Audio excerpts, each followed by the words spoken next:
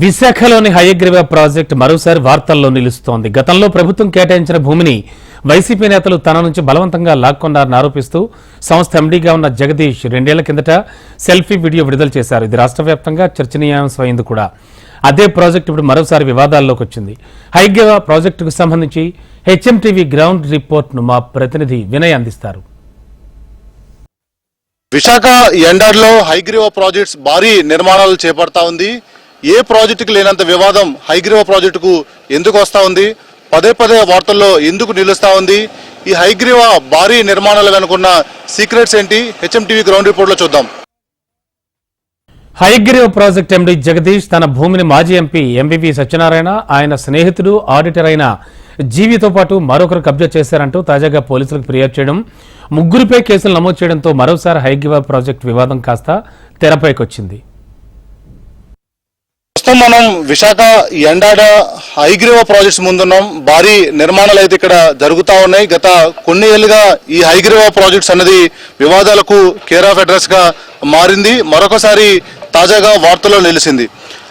విశాఖ హయగ్రీవ ప్రాజెక్టుకు సంబంధించి గత కొన్నేళ్ల నుంచి అనేక వివాదాలకు కేర్ ఆఫ్ అడ్రస్ గా మారింది. గతంలో ప్రభుత్వం కేటాయించిన భూమిని వైసీపీ నేతలు తన నుంచి బలవంతంగా లాక్కున్నారని ఆరోపిస్తూ ఈ సంస్థ ఎండీగా ఉన్న చెరుకూరి జగదీశ్వరుడు అలియాస్ జగదీష్ 2 ఏళ్ల కిందట సెల్ఫీ వీడియో విడుదల చేశారు. ఇది రాష్ట్ర వ్యాప్తంగా పెద్ద ఎత్తున చర్చనీయాంశమైంది. అదే జగదీశ్వరుడు తన భూమిని మాజీ ఎంపీ ఎంవివి సత్యనారాయణ, ఆయన స్నేహితుడు ఆడిటర్ అయిన జీవి మరొకరు కబ్జా చేశారంటూ తాజాగా పోలీసులకు ఫిర్యాదు చేయడం, ముగ్గురుపై కేసులు నమోదు చేయడంతో మరొకసారి ఈ హయగ్రీవ ప్రాజెక్ట్స్ వివాదం అన్నది ఆ తెరపైకి వచ్చింది. మనం ప్రజెంట్ ఏదైతే విజువల్స్ లో చూస్తున్నామో ఇక్కడ భారీ నిర్మాణాలు అయితే జరుగుతూ ఉన్నాయి. అయితే విశాఖలో వృద్ధుల కోసం ఉచితంగా ఆశ్రమం నిర్వహించడంతో పాటు వృద్ధులకు అన్ని సదుపాయాలతో విల్లాలు నిర్మించి వారికి అందుబాటు ధరకే విక్రయిస్తారని, నామమాత్రపు ధరకే భూమిని కేటాయించాలని హయగ్రీవ ఫార్మ్స్ అండ్ డెవలపర్స్ సంస్థ ఎండి చెరుకూరు జగదీశ్వరుడు 2006లో రాష్ట్ర ప్రభుత్వానికి దరఖాస్తు చేసుకున్నారు. ఈ మేరకు ప్రభుత్వం 2008లో ఎండాడ సర్వే నెంబర్ ప్రస్తుతం మనం ఏదైతే విజువల్స్ లో చూస్తున్నామో 92/3లో 12.51 ఎకరాలను హయగ్రీవ ఫార్మ్స్ అండ్ డెవలపర్స్ కు కేటాయించింది. అందులో 10% విస్తీర్ణంలో వృద్ధులకు ఉచితంగా ఆశ్రమం నిర్వహించడంతో పాటు 30% భూమిలో రోడ్లు, డ్రైనేజీలు, పార్కులు నిర్మించాలని, మిగిలిన 60% భూమిలో వృద్ధులకు నివాసయోగ్యంగా ఉండేలా విల్లాలు నిర్మించి వారికి మాత్రమే తక్కువ ధరకు విక్రయించాలని ప్రభుత్వం షరతు విధించింది. షరతులకు లోబడి ప్రభుత్వం నిర్దేశించిన మొత్తాన్ని జగదీశ్వరుడు చెల్లించడంతో 2010లో ఈ భూమిని హయగ్రీవ సంస్థకు రిజిస్ట్రేషన్ చేసింది. భూ కేటాయింపు జరిగిన తర్వాత వివిధ కారణాలతో 2020 వరకు ఆయన నిర్మాణ పనులు ప్రారంభించలేకపోయారు. ఈ నేపథ్యంలో ఆ భూమి అభివృద్ధికి సంబంధించి వైసీపీ నేత, అప్పటి MP MVV Satyanarayana, GVMC smart city corporation మాజీ చైర్మన్ వెంకటేశ్వరరావు, గాదే బ్రహ్మాజీలతో హయగ్రీవ సంస్థ ఎండి జగదీశ్వరుడుకు నడుమ అగ్రిమెంట్ జరిగింది.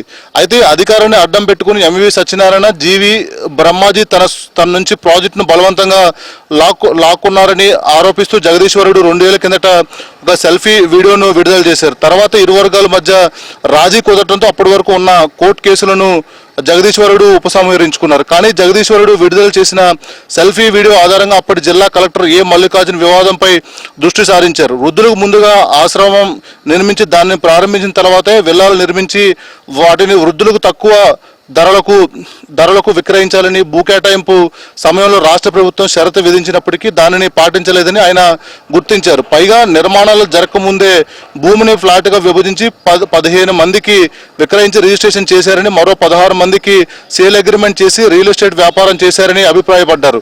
వీటన్నిటి నేపథ్యంలో హయగ్రీవకు భూ కేటాయింపులు రద్దు చేసి భూమిని వెనక్కి తీసుకోవాలని కోరుతూ ప్రభుత్వానికి CCLA ఆయన లేఖ రాశారు. దీంతో ఆ భూముల నిర్మాణాలకు అనుమతి ఇవ్వద్దంటూ జనసేనకు చెందిన కార్పొరేటర్ మూర్తి యాదవ్, టీడీపీ నేతలు కొందరు కోర్టులో పిల్ దాఖలు చేశారు. కోర్టులో కేసు ఇప్పటికీ కొనసాగుతుంది.